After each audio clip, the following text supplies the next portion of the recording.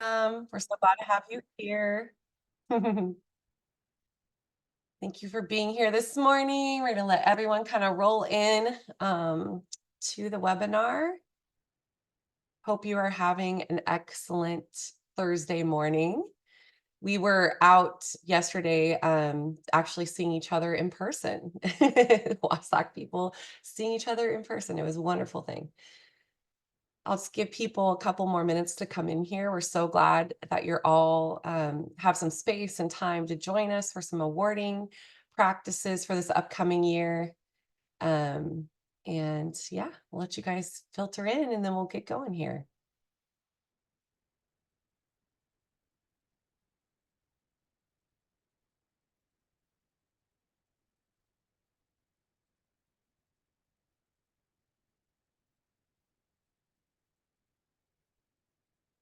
All right. Okay, well, we're going to go get going here. I want to thank you all once again. Thank you so much for joining us this morning.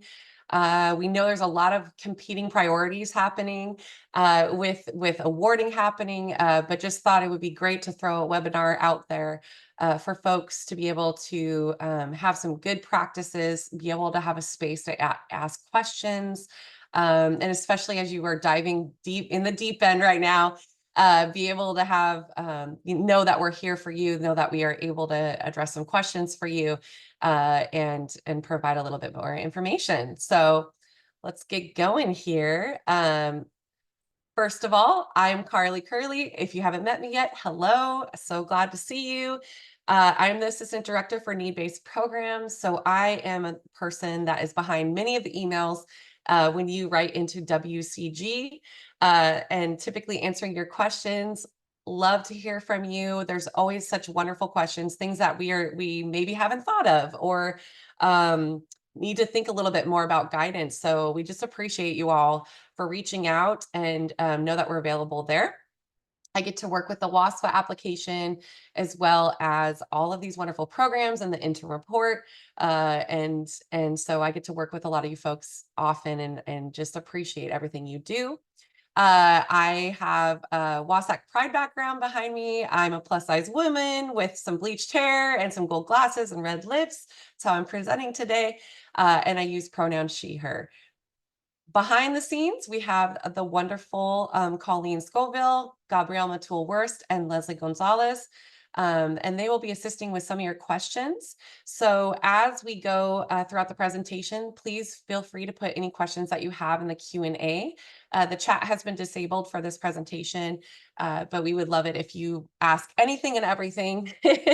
And we will have plenty of time after the formal presentation for some Q&A. So just know that we will likely get to your question. If for some reason we run out of time, we've put a little extra time on this webinar, knowing that we wanted to have plenty of time for you folks to ask any questions you have. And so please feel free to do that and use the Q&A to do so. So what are we going to talk about today? We're all about 2024-25 awarding. And so, we've already had an introduction to the folks that are going to be here today from WASAC. We're going to talk about what's new, highlight some new things for 2024-25, talk about some basic steps of awarding when it comes to WCG, CBS, and Bridge, and as well as passport awarding. We're going to talk a little bit about the file upload process. And then, of course, point you to some resources that you can use to be able to do some awarding this year. Q&A will be the final part of this presentation, and look forward to all those questions. Another huge thank you, and I don't know that it can be said enough. This has been a really challenging year especially for financial aid administrators. And we know how busy you are. We know that there are folks at CTCs that are getting set up right now this week, and other sectors that have been doing this work and just waiting for things to come into play so that you can begin awarding. And so we know you're busy, and we just really want to thank you for being here today. And just take a moment to check in. So on this next screen, you'll see a little QR code, and kind of just in a word, how would you describe where you're at today? What is your feeling today? Or what is something that is could describe who you are and where you're at right now. So as you join, you'll start seeing the words kind of show up on this word cloud. We'd love if you would just take your phone out and click at the QR code real quick and start adding. Hopefully this is working. I'm going to try myself and I will. Oh, I see. Thank you, everyone. I'm seeing a lot of you. Anxious. Yeah. Yeah. Thank you. Thank you for putting that out there. Groovy. All right. I love that. Overwhelmed. Yeah. Burn out. Yeah. Thank you so much for just sharing where you're at. Yes, almost Friday. I'm with you there. I'm totally with you. Oh, yeah. Well, thank you I really appreciate you all sharing where you're at. It gives me a space to know how to care, and it gives WASAC an idea how to really be there for you through this season. We'll have some time. We'll have a survey pop up after this where we will ask you to, tell us more about what you want to learn about topics, but also feel free to include ways that our agency can support you through this, whether it be more trainings, one-on-ones, whatever it is that could be helpful for you during this season. That's what we want to do. So really appreciate you sharing where you're at today. And with that, hopefully we can, I see overwhelmed, I see burnt out, I see anxious, I see excited. And I'm hoping that some of this material will be able to kind of ease some of that anxiety when it comes to state questions. But again, just putting my face and name here to let you know that I'm here. I'm here for you. I can do one-on-one trainings and helpful to happy to help as we go. So let's get going here. So we're going to kind of walk through the steps of awarding. And this is where we're going to see a lot of checker information. And I'm thrilled that I think every school now has been able to adapt to the new CBS eligibility checker. And we certainly have gone through a lot of questions and learning about it through this next year. So hopefully this upcoming year, it's going to be, things will be settled out and it'll be working really well for everyone. And so the first thing you're going to want to do as an institution is you're going to want to check and see who are your WCGC Connect students. So you're going to do that through the Washington College Grant Connect eligibility checker. It's going to be one of the programs when you log into the portal to be able to, you can do a list search, you can do a file upload. Usually the most easiest is just to, upload all your SSNs and see who's WCGC eligible. If you're not familiar with the WCGC or Washington College Grant Connect program, it's an income eligibility for students that are in certain public programs. And so right now we have 4 programs. That's going to be the pregnant women. There is I'm sorry, off the top of my head, I'm like PWI. um, EXA is our latest one that we've added and approved. And there is a couple others that are approved through statutory language. So of course, more information, and I'm sorry, off the top of my head, I'm not listing them correctly, but there are 4 current agencies that students can qualify for Washington College Grant Connect. Now, one of the things that can be a little bit confusing about this program is it seems like it's a different fund, or you may even have it listed that way in your system. But again, it's just an income eligibility. So it's just making students income eligible for Washington College Grant. So students still need to qualify for Washington College Grant through all of the other requirements. So for example, they need to be a resident of Washington. And all of those other factors still apply. It just means that they're automatically income eligible for the maximum Washington College Grant amount. Now, we've had some different great discussion and questions about need when it concerns Washington College Grant Connect, because even though a student may qualify income eligible for the maximum amount, from time to time, a student might actually have a really high SAI, and they may not seem to qualify in terms of need. And so we've kind of done a little bit of work to define need a little bit more for you. And so what we're saying is that students are eligible for maximum Washington College Grant and Bridge regardless of need, except if there's $1 or more of need-based federal or state aid. Then the award must be within need. So, and the reason for that is that has to do with some of the federal policy in terms of awarding other aid with federal aid and need is concerned.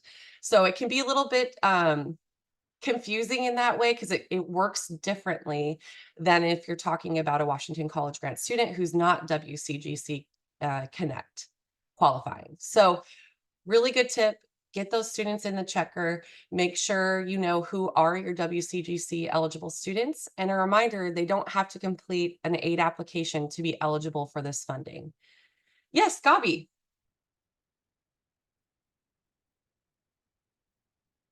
Thank you.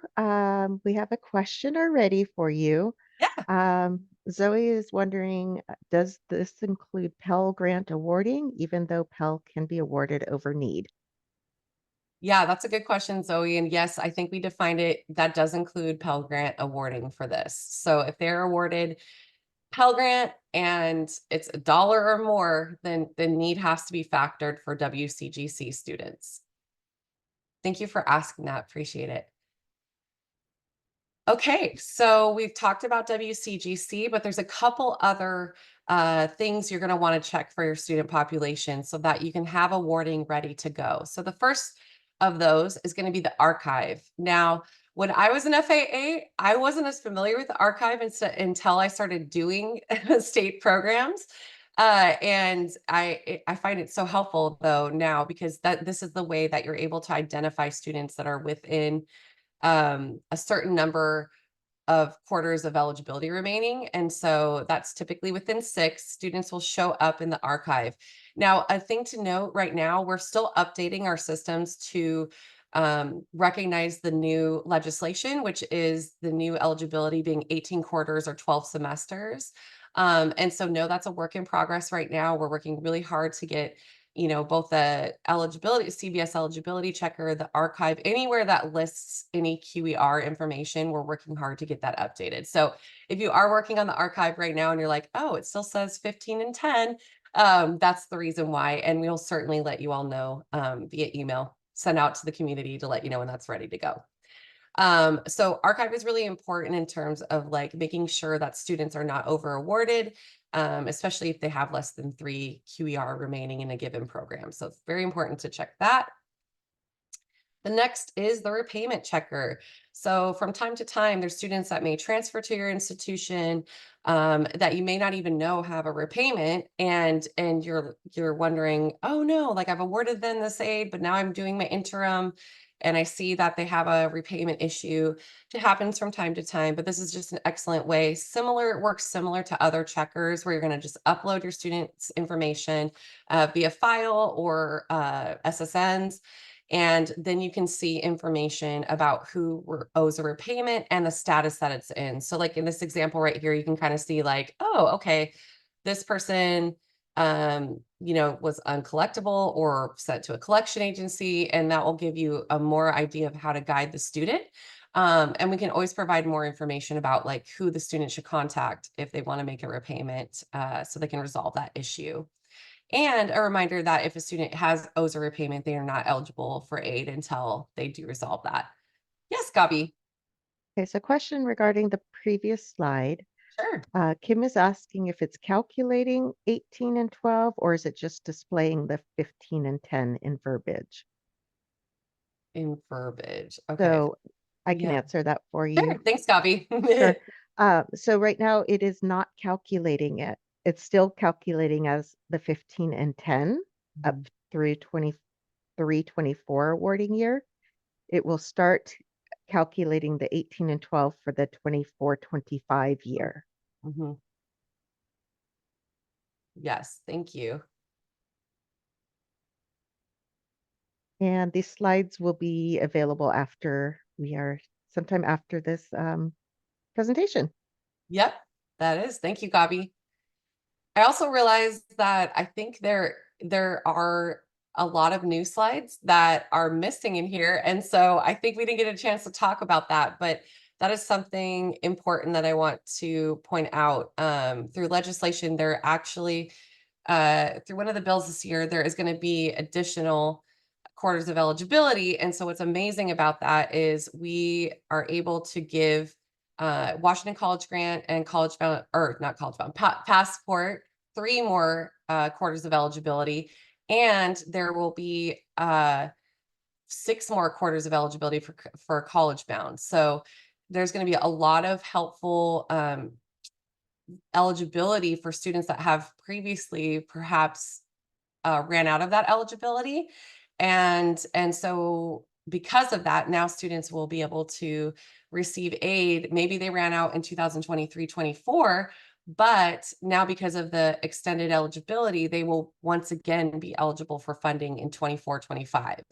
So that does mean, yes, if a student did complete, was able to receive aid, say through winter term this year, but then they ran out. And if they still are attending, and if you're a summer one, say, header school, they could receive aid again in beginning the 2024-25 year. So very important to note. Gabi, did you have another question? There is one more from Tammy.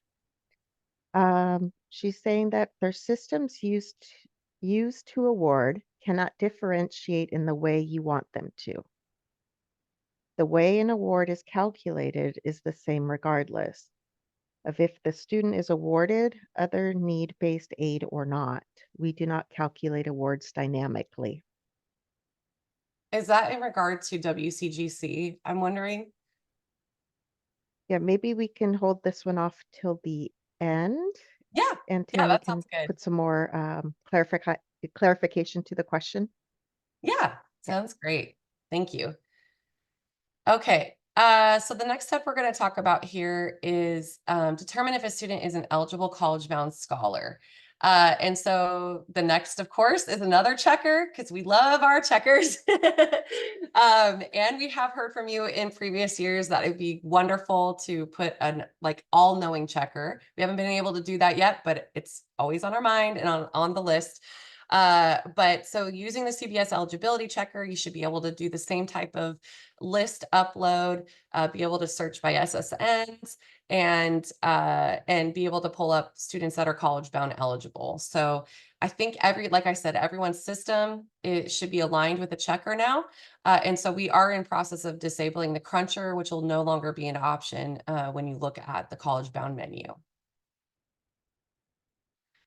If the student is an eligible college-bound scholar, you want to determine the amounts of funding the student is eligible to receive from both the Washington College Grant and the college-bound programs. So best way to do that, most of you will have that built into your system, but if you're looking, you can always find this information on FAA resources. We have the final charts and have had the final charts up for awarding and MFI, and you can look and see kind of what those amounts would be given your sector.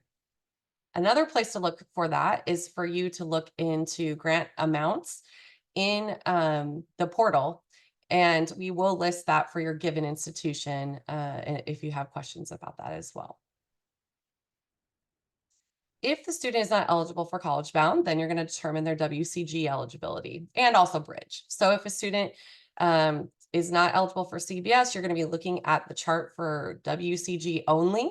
And then, of course, if they're eligible for bridge because they're a maximum Washington College grant recipient, you would award them the bridge as well.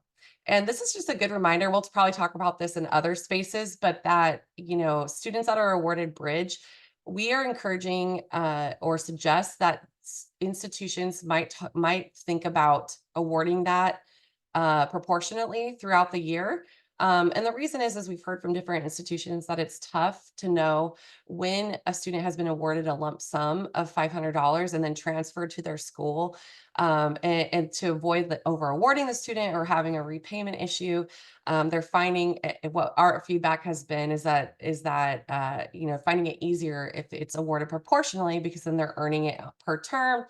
and say they become CBS eligible, through, I don't know, like different factors throughout the year. So say they're a likely eligible CBS student, you find out they're not, and you're going to swap it with Bridge. Since College Bound is awarded on a term by term basis, it's easier to swap those funds if for some reason they're eligible for one or the other, versus if they get $500 in full, say fall term, and only would be eligible for 167 in College Bound, or in that example. So that's our encouragement out there. I'm not sure if institutions want to align and think about how to do those awarding practices, but we have found through feedback and just through going through Bridge for this past year and newly identifying some CBS student eligibility through changes in legislation that it could be beneficial and easier for students and schools to award on a proportional basis. That is still up to institutions. You can still choose to do what is best in your students' interest, but that is our encouragement and suggestion. If a student is not an eligible College Bound scholar, but is eligible for Maximum Washington College Grant, this is where Bridge comes in. And this is probably something we ran into a lot. Students who are likely eligible for CBS should not be awarded Bridge. So very important. If they're likely eligible, we do not want them to be awarded Bridge. And if for some reason there's something kind of going on with edits during interim, where you may have been told to award Bridge, but the student's likely eligible, please do let us know that it should not be functioning that way. Students should be awarded CBS until any of the information is documented and you know either way that they're eligible for Bridge or makes them eligible to have their CBS paid. And so this is just something that we ran into a lot this year. I think all of us together we're working through this, thinking about what this should look like and how to go about awarding. And so very important that you think that you contact the student, try to collect the documentation needed. So if the student, for example, indicated on their application that they graduated high school, you would be asking for a transcript. That can be non-official or unofficial or official. It doesn't have to be an official transcript. If the student had a GED, just documentation of that. And there are some specific groups that we do ask that you work with the College Bound team specifically with. And I think I might have that on one of these next slides. So to update the eligibility checker, so the main thing is here, you see a student is likely eligible for CBS. The next step is how do we go about and do we have the documentation already to be able to update the checker? So once you have the documentation and you know that you can update the checker, or they don't fall into one of these categories in the red screen.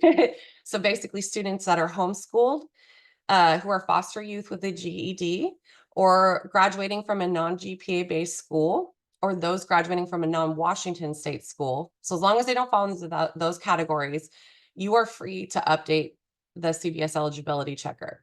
Updating the checker is going to directly affect the student's ability to be paid CBS, or update other information. So for example, if you had likely in high school grad year and you were like, okay, got the transcript, I could see here, you would go into the eligibility checker and click on the details screen. And that's going to take you to the override sections where you can be able to update this information. So you would update if you had a grad year from a high school, a Washington State high school, and for some reason we don't have the OSPI data. That happens from time to time for certain reasons. You would update it with a graduate year. That would then allow both the CBS to update okay to award and okay to pay to yes. And as you know, the okay to award is at yes for likely eligible students. So that's why we're saying award the CBS funds, but you can't even get paid for them until their information is updated in the checker. Now, say vice versa. Say you hear from the student, oh, they had a GED. So you update the checker to say GED. That's going to update the okay to award and okay to pay to no. And then that will allow you to award Bridge without an edit. So that's going to help you as you go. And figuring out the best way to connect with students. Would love to hear from you in the Q&A if you found like a really effective way to get students to return the documentation to you. As we know, this is kind of a new process for this past year. Love to learn from others and hear what's best served them that way. So after you hit the details screen, oh, and just to mention on here, you see the 5-year eligibility. This is something new as well that will be going away. So there's no longer going to be a 5-year eligibility requirement for CBS, and they still will have to enroll within a year of high school, but there will no longer be that 5-year cap. So that's one less thing you have to keep track of, and students can have longer eligibility in a multitude of ways based on this legislation. So we're very excited about that. So if you haven't been to the override screen here, this is what it looks like in the eligibility checker. On the right-hand box, you'll see the overrides box, and you'll select the menu to see if you want to select, grad year 2.0. And for those that are at four-year schools, you can indicate if they were previously enrolled into your college. And that's for transfer student purposes for CBS. So that's the place that you're going to be able to put in the information, and you will be required to put a reason. And so what's really helpful with that is it's because after you do update the information, you can kind of see on the bottom there, I updated the information. It tells me exactly who updated it, the override date, and the reason why it was updated. So this is a good way to track. And then also, if others are looking in the eligibility checker, they can see why that information might have been updated. Again, really particular to kind of the transfer student population, but very helpful to see why something might have been updated in the checker. Kind of similar to like information you could see in the cruncher, it just wasn't as detailed as you can see here. You can see the eligibility information listed here. A lot of good information that you can't necessarily see in the student detail record. It's going to give you some basics, but you might not see that they're in repayment. So that might sometimes be an example of, oh, okay, that might be a reason why they're not eligible anymore. I'm thinking of other things that have popped up this year. So please let me know if you have other eligibility checker questions. Trying to think of the things that I've ran into that you may want to know, but please do let us know if you have any other questions about this. We can answer them. So again, here's what can be overridden: the enrollment deadline met, high school grad year, GPA, previously enrolled in a two-year college. So the enrollment deadline met is a reminder. This is just stays in a different status until after the year after a student has enrolled in college. So there's nothing that you need to do in that case. And a reminder that we have extensive information about each of these different fields within the program manual, which I will talk about here soon. Okay, we're going to move on to passport awarding. And so, a couple changes this year. We really, really want to thank you for your input, for those that have really helped us kind of decide the pathway to take with budget constraints for students. And so, the maximum passport awards, a reminder, are going to be at 2,800. They are awarded based on financial need. And for those of you that receive passport student support funds, this is going to be something that will be given to you after the fall interim report as a lump sum. So, and it's going to be the same amount that you receive for the 2023-24 academic year. So what that means is if you received as a whole, say 20,000 in passport support funds, you would get that same lump sum amount for 2024-25. And so that's kind of how that's going to be managed this upcoming year. So something different for schools that have higher college bound awarding amounts, in the years past, passport has usually been higher than what a student would have received in college bound and Washington College grant. And so in most cases, students were not eligible for any college bound funds. Well, in this year, in this climate, with this change, schools might see, specifically private institutions, you may find that a student is eligible for a small amount of college bound funding in addition to the Washington College grant and passport. So you just want to make sure that you are awarding students both, and basically that they're getting their college bound commitment. And how we define the college bound commitment is Washington College grant plus the college bound amount for the year equals the commitment to the student. And so you would want to take that commitment, subtract Washington College grant, subtract passport, and then whatever the difference is, if there is a difference, you would award in CBS. So a little bit different this year, something to be aware of. Okay, we're to file upload. Actually, something I wanted to mention about Passport, I'm going to go back here. One of the questions we had was about emergency financial assistance, and this is kind of more specific to the Passport support funds in that those will be reported on the unit record report and as non-need based funding. So, and the reason for this is that uh, there's a growing um, desire to understand students that are in need of this type of emergency assistance. And so by collecting that data as an agency, we are able to see how we can better serve and support students. And so if you have any questions about that, you can definitely let us know. I know we received a great question, earlier last week to about this specific thing.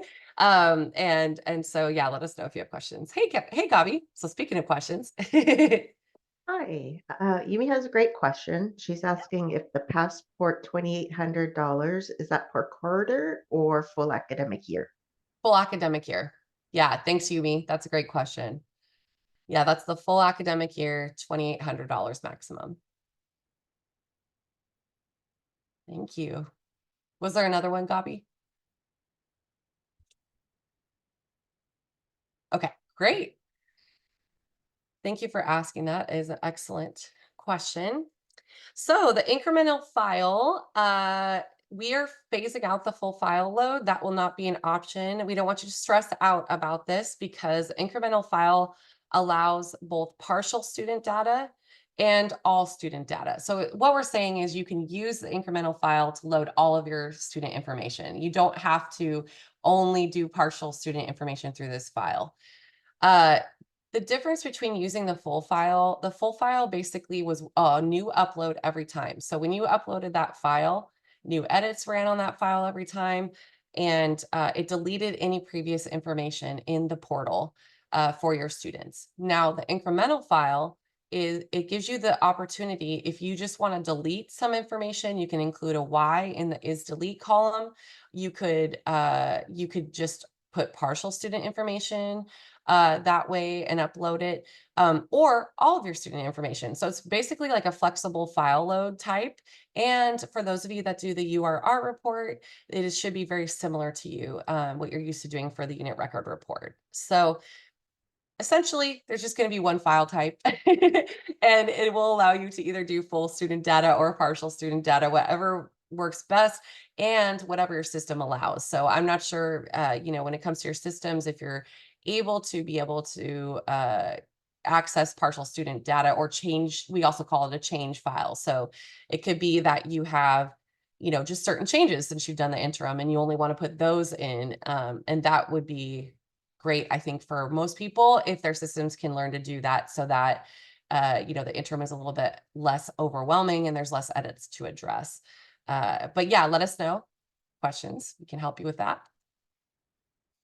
So some things you're going to notice about this upcoming year with all these changes in place, specifically with FTI data restrictions, and as you all are very much feeling and knowing, that changed a lot of the things that we're able to ask for when it comes to file data, and we are still working through all of this within our system too. So just to let you know, we are still working towards updating Seesaw and making sure that everything's ready for you for the 24-25 year. But here's a great example of things that will change. So we're not going to change your headers. We're not going to change the file type in terms of you having to, redo your system so that it reads something different. So hopefully that's good news. Everything's staying the same that way. It's just the things that you'll put in those spaces will look different. So for example, we're not going to be asking for family size, number in college, family income. And you'll see the guide in the program manual just to tell you what to put in those certain fields. And so here's a great example of like those fields, and we'll ask you to leave them blank. Yeah, Gabi. Thank you. I'm going to start with Tyja's question, Yeah. asking if there would be a global item type created for Passport Student Support Emergency Aid. Global I And I'll go ahead and answer that. Thank you. I believe you're questioning it for your system, the CTC system. And that is something you're going to want to work with SBCTC to find out what global item type that they may be creating for that. Thanks, Bobby. And then another passport question, Veronica had asked, does the $2,800 per academic year include summer quarter, or can they receive an additional amount for summer? That's an excellent question, and one that I don't know that I have the answer to. Do you know that, Gabi? And if not, you all, I want to let you know we will have a passport specific session in summer. So, do you know, Gabi, if that's the case for summer, if they get an additional? I'm not quite sure. So, Yeah, and I will look, whoever that was, I will follow up with you and let you know. But yeah, just so you all know, we will be having passport and at the bare minimum, passport and state work study specific sessions. So let me look at the Q&A after this and I'll make sure to ask that question of Dawn. She just happens to be out of the office today. So I will figure that out for you. Thanks for that question.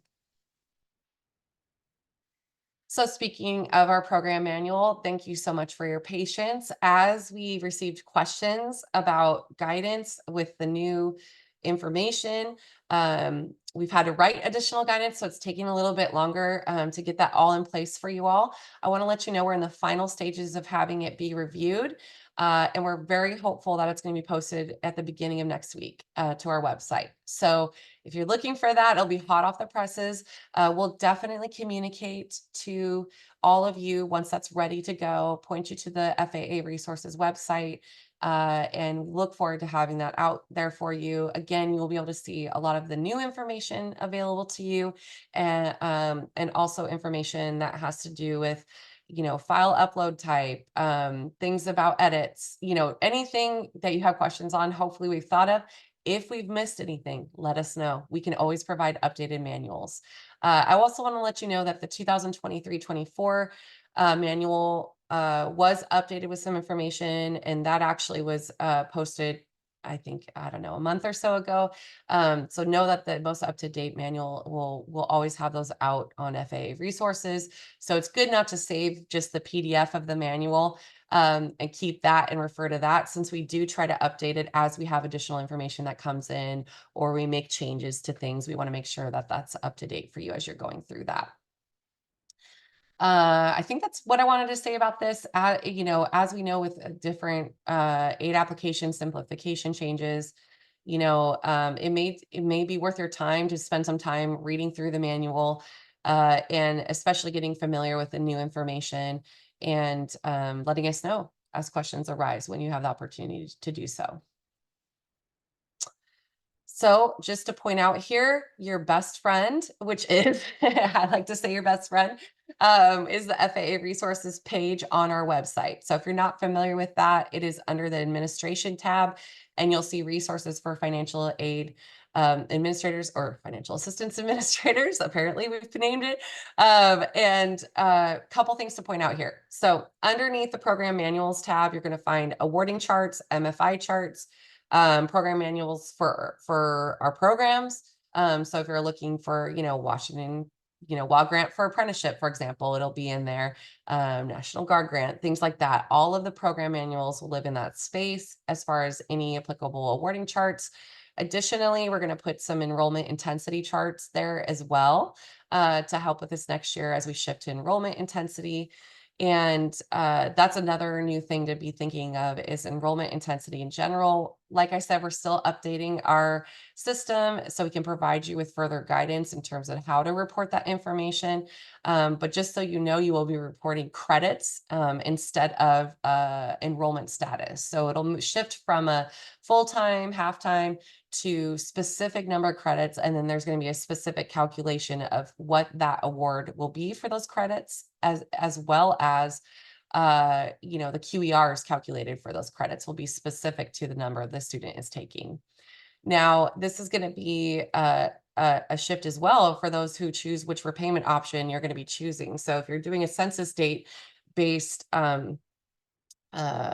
repayment option, then that will change the way that you award as well. If you choose to have a census date, then you won't be making any decreases or increases after that census date, which will be different than years past. So lots of new coming across this year. Like I said, we've tried our best to put that all in the manual for you, and we'll be going over it time and time again through these different training presentations that are offered throughout this summer.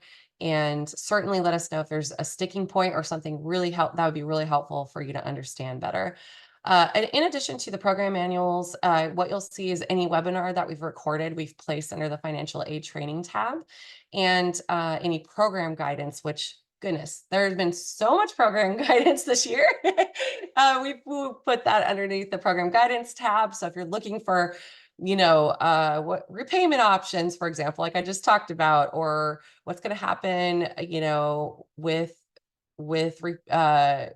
high school requirements at Verify after May 1st.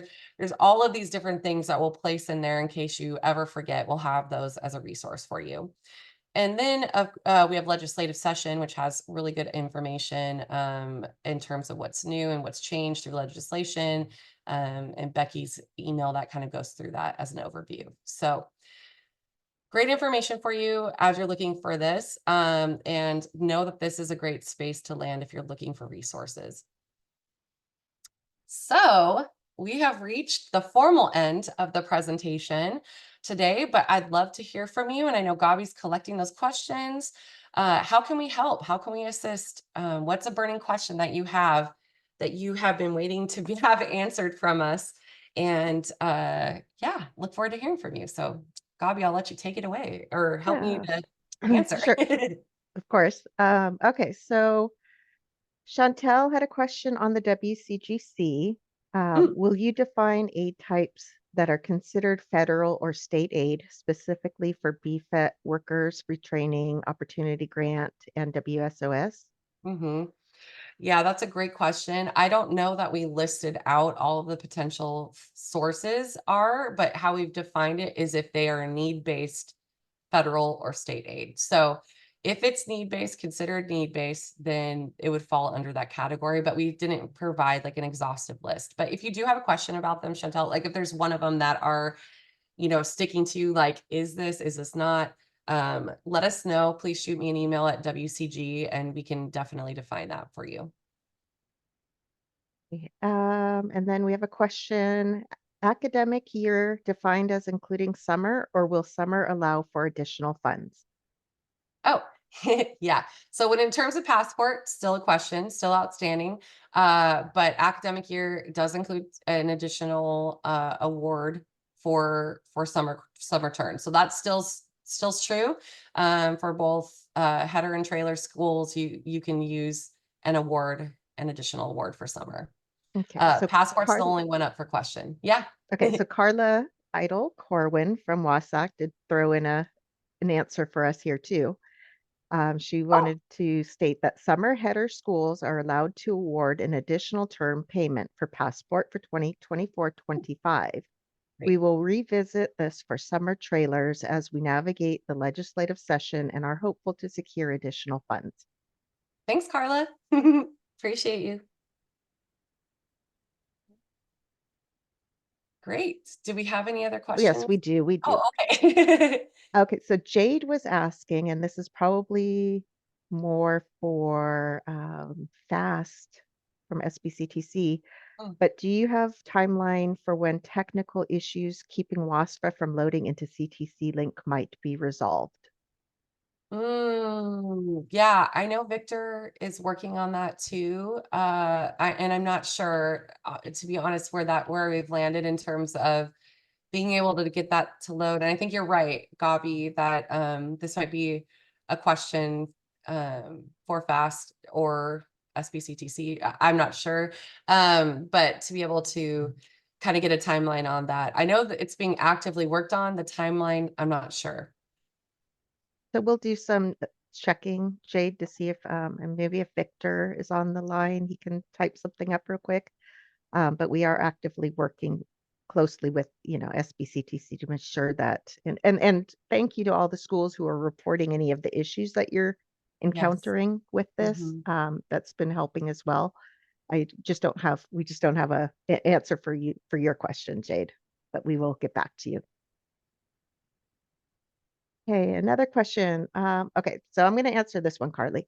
Oh, thanks, So Gabby. a person a person asked if we're leaving family size, number in college, family income fields blank in our file uploads, will edits related to these items no longer exist in Seesaw? Mhm. So very good question. Hot off the press, we just had a meeting prior to this training, and we had already said that you should leave those blank on the files, and no, you wouldn't get any edits Mhm. to have them there. If you forget and you do put them on, which hopefully everybody will get used to not putting them on the file, our files will just be the portal will just ignore any information that you put in those fields for now, so that you don't get extra edits to say, please remove these, values from your file. So yes, the answer is you'll have less edits with those changes.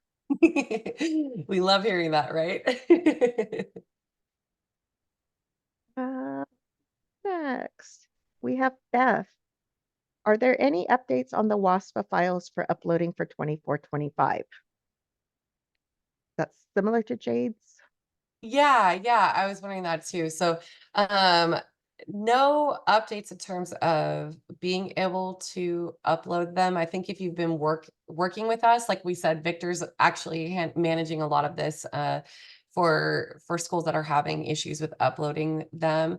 To help us refine or look into ways that we can. We've also had other schools kind of partnering with schools with similar systems that were having issues to troubleshoot. And so I think he's working individually with those schools to kind of identify the problems and then figure out, what might need to be done. But what I will say is you might have a question about corrections being available both for this current academic year and for next year. And our current timeline from our provider is going to be subject to change. July is what we've heard. And so as soon as we hear that that's available for schools, we will absolutely let you know. We want you to be able to do those corrections. And the reason why I'm bringing this up is because I think it's a good time for you to, and to reiterate that if your system allows you to do things like, say, you're doing a dependency override or doing a change of income type of things, any type of PJ for a WASFA filer, if you're able to do that within your system, please do so and award the funds to the student. But keep record of that information. And then once the corrections are back available, you will need to update your WASFA. And we apologize for, that being out there, not being available for a while. It's just been something that we've been working on hard to get back in the portal. And like I said, we'll let you know immediately when we know that's available. But in terms of 24-25 FAFSA or WASFA, you should let us know if there's any other questions in terms of like uploading problems or yeah, file issues in terms of that. Okay, and in the meantime, Victor was able to give us Oh, some answers for the WASP as well. He great. basically let us know there's no timeline, but it is on Regent, who is our contractor who uh, does the WASPA, builds the WASPA. Mhm. So they are working hard to try to get those things implemented, and it is a high priority. And also, Victor is saying that SBCTC already shared with us what they need in the WASPA ICER. We have already shared this with Regent, and so SBCTC notified with their schools to not load until Regent is ready. So I guess very important, please don't load them until you get the okay.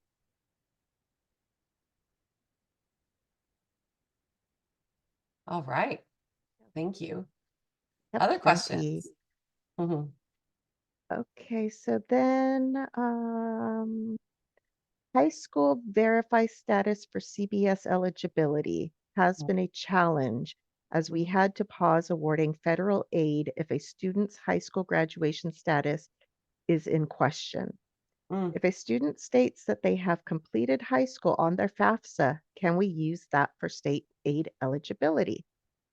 mm. Yeah, this is a tricky one. So we've actually been discussing this. What I will say specifically is no for CBS. So using the FAFSA, a self-certification of high school graduation is not enough to verify their status for high school grad year, specifically for college bound. So that is one area where you will need to collect documentation. And I know this is different than what has been possibly done in the past, but this is definitely what is required. And in working with our college bound team and colleagues in college access. So that's something to know for college bound students, specifically those with like verify or likely eligible. Very important to collect that documentation from students. And then we've provided a little bit of guidance on what to do if you've been trying to collect that throughout the year and, students being a student and they haven't done it. They haven't submitted anything. Basically, post May 1st each year of a given academic year, you can update that you've attempted to collect the transcript but haven't been able to, and then you can go ahead and award bridge. So that's specific to CBS. Now, in terms of Washington College grant and other state aid eligibility, Gabi, I think I struggle with this one, and I'm glad Carla's on this call because I'm not sure if we have given self-certification the okay for other state funds. Gabi, do you have any thoughts on that? Oh, Carla, I see you. Thank you. That was me putting Carla on the spot, that she's able to speak if she has an answer to that. But Yeah. self-certification, yeah, I'm not quite sure. Carla? Good question. I will get an answer and post it in the chat shortly. Thank you, Carla. Appreciate you. Good one. Great question. We're playing Stump the Expert Carly. Yeah, I love this Okay. game. No. All right. And so Beth is asking, if the handbook is being pushed out even further, will the PPA deadlines be extended as well? Yeah, Beth, we've actually been working with Marla to make sure that we're communicating the deadline for the handbook. I think so I'm assuming she will be adjusting that and communicating out when and if those deadlines are being pushed. And I assume that's just because there's probably information in there that you need to understand to complete your PPA. So I would assume there's going to be grace in terms of when that's due. But yeah, we're working closely with Marla to let her know exactly when this gets posted so that she can communicate that out to schools as well. Fantastic. Another question. So somebody is to clarify, CTC colleges cannot calculate need dynamically based on a student's other need-based awards. When we set up an award, we tell the system if it's need-based or not, and that award is calculated the same way for all students when doing unmet need calculations. Mm. Yeah, so it sounds like this is a WCGC specific question. And I'm curious about if how WCGC students were handled this past year. I think the way and you can let me know if you're wrong, if I'm wrong, and also for other institutions too. But I think the way that they were managed is they were a non-need based fund. And I think it was a specific award type in terms of it's still being Washington College grant funds, but awarded for a specific fund type. And you can let me know if I'm wrong about that. And so I think this does present a different question of how to catch students if it's set up as a non-need-based type fund, how to catch students that potentially do have that issue. And so that's something that I'm not sure that we would know how to answer because it would probably be system specific. And so I'm curious if that might be something to connect with SBCTC about potentials of catching those students and what the system's capable of doing. Any other suggestions there, Gabi? Oh, Okay, I think you got thank that. you. Yeah. The next one from Shannon. We have Mhm. been able to alter the WASPA file and upload it into Banner. It's not perfect, but it seems to be working. That is fantastic news. Thank you for giving us some positives, Shannon. Yeah, thank you, Shannon. So great to hear. And that just, I'm sure Shannon would probably be open to this. So let me know if you're not, Shannon. But if there's other banner schools that are having problems, maybe we can connect you together. And so we can make sure to get some troubleshooting out of the way. But if we haven't done so already, but thank you so much for reporting that, Shannon. Appreciate you. And then we have Edith. How will the file changes affect the URR? And will the URR changes for the 23-24 year or for the following year? Yeah, Edith, I think we're still in talks about 24-25, but I would say it shouldn't affect the 23-24 in the way of all the new legislation and these changes that we're seeing through FAFSA simplification and WASFA simplification. So that shouldn't impact the 2023-24 URR. But there will be some changes, I'm sure, for 2024-25. One of the things that is going to be new for 23-24 will be WCGC information. And I know the URR team is working on that and how that will be put into a file. But you don't need to anticipate big changes for 23-24 as far as I understand.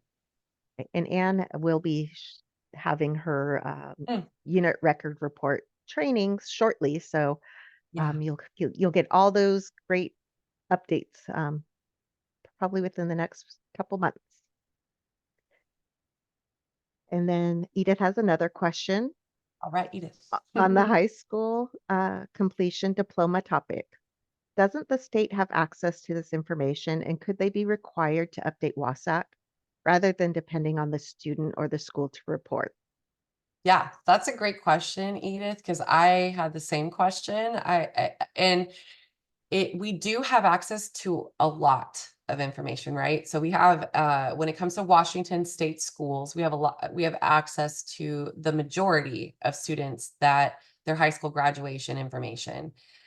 Sometimes we don't, and I don't know if that's just high schools not reporting on time to OSPI, or a variety of factors of why they don't get that completion information.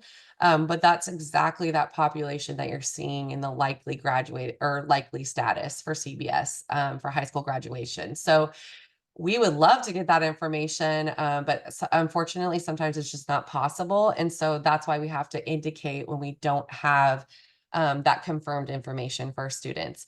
And actually, I'm curious from schools, I'm not sure if you have, after you have been working through this throughout the year, if there's been popular scenarios that have popped up for you. Has it mostly been students that have a graduation, or has it mostly been students with a GED? Or maybe like outside of the state graduation? I'm not sure if there are any trends in what you're seeing as you collect this documentation, but Edith, that's kind of why we do have some students that fall into the status. It all has to do with how the schools report student graduation information to OSPI, and sometimes that's incomplete for some students.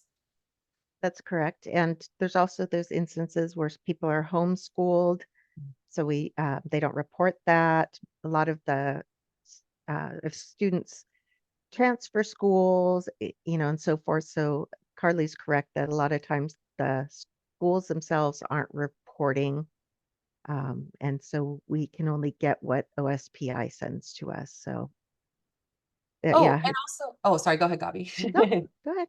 Oh, I was just going to say another great reminder that graduating from a college program like through CTC counts as graduating through a Washington State high school. And we've kind of made that clear in the manual this upcoming year. So just wanted to mention that because I know sometimes we get that question. Right. And we've been working with our college access and initiatives team, and they are trying to be a little bit more proactive now too, and overriding students that we know who are foster youth and have the GEDs. Mhm. There's few of those. I think there was less than 12 for the year, but they are going to go ahead and start putting them, overriding them in the cruncher. So um, that'll take care of those people and they don't get lost.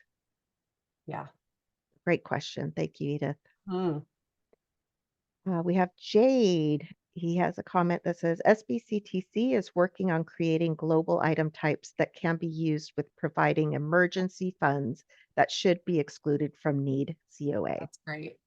Thank you for that, Jade. Yeah, thanks, Jade. And then Ida, thank you for the detailed response and exploration. She appreciates it. You're welcome. We appreciate And you. that's just, that's it for the list right now. Does anybody else have any questions?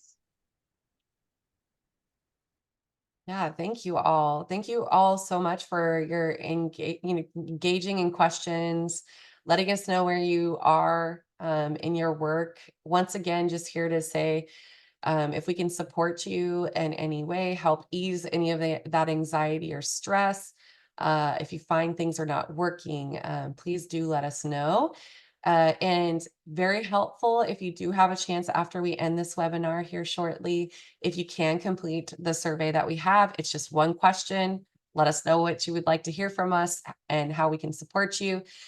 We'd love to take that feedback as we develop different sessions.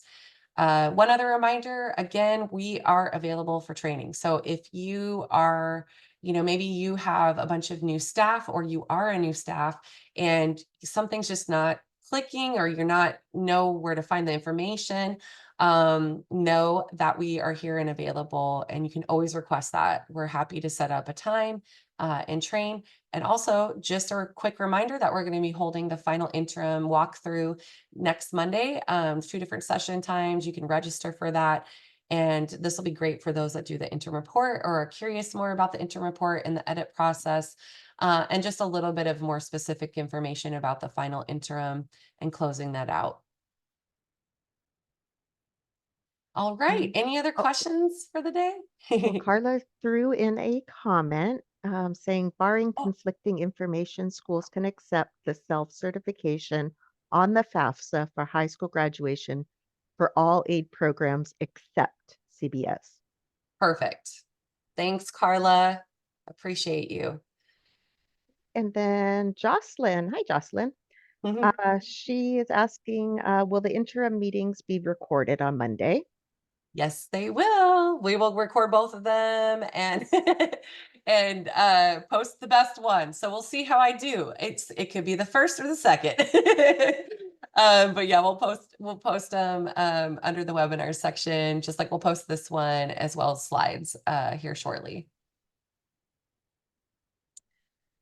Okay, you all, thank you so much again. Much appreciation for you. I want to send out some, peaceful vibes as you're doing your work and working with students. And again, I don't think thank you, it feels like a strong enough word for this season and this time. But no, we're greatly appreciative of you, your voice, and all of the work you do to serve Washington students. And we're here. We're here for you if you need anything. Hope you have a wonderful rest of your day. Thank you.